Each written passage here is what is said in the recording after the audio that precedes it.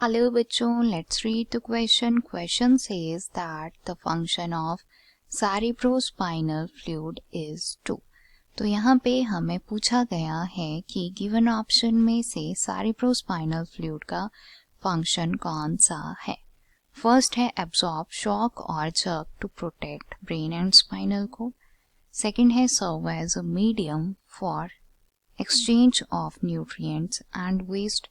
Then third दिया गया है serve as the endocrine medium for transport of hormones and at last all of the above. तो चलिए start करते हैं विद की कंसेप्ट. की कंसेप्ट जो है वो हमारा यहाँ पे बनता है cerebral ventricular system. Cerebral ventricular system की अगर हम बात करें तो ये जो सिस्टम है ये हमारा 4 वेंट्रिकल से मिलकर बनता है, जिसमें 2 जो हैं हमारे यहाँ पे लेटरल वेंट्रिकल आते हैं. लेट मी राइट, 2 हमारे लेटरल वेंट्रिकल होंगे. देन एक जो है थर्ड जो वेंट्रिकल है वो हमारा होगा in the diencephalon. And then fourth ventricle की अगर हम बात करें तो फोर्थ वेंट्रिकल जो है वो हमारा होता है in the hind frame. Let me right here fourth ventricle. तो 4 वेंट्रिकल्स जो हैं यहाँ पे ह्यूमन के सेरिब्रल वेंट्रिकुलर सिस्टम के होते हैं. अब इसमें जो हमारे वेंट्रिकल्स के कोरॉइड प्लेक्सेस हैं, let me right here, ventricle के जो कोरॉइड प्लेक्सेस हैं उनमें होता है हमारे एपेंडाइमल सेल्स.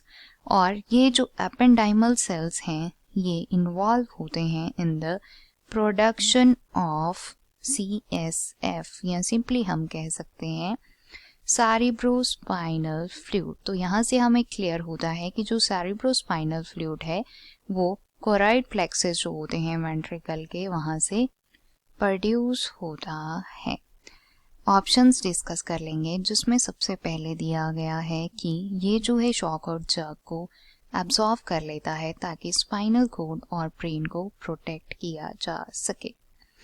तो ये स्टेटमेंट जो है बिल्कुल सही है, बिकॉज सेरिब्रोस्पाइनल फ्लूइड की अगर हम बात करते हैं तो ये जो है एक्ट करता है एज द शॉक एब्जॉर्बर, और यहाँ पे जो है ये ब्रेन को कुशन प्रोवाइड करता है अगेंस्ट द स्कल.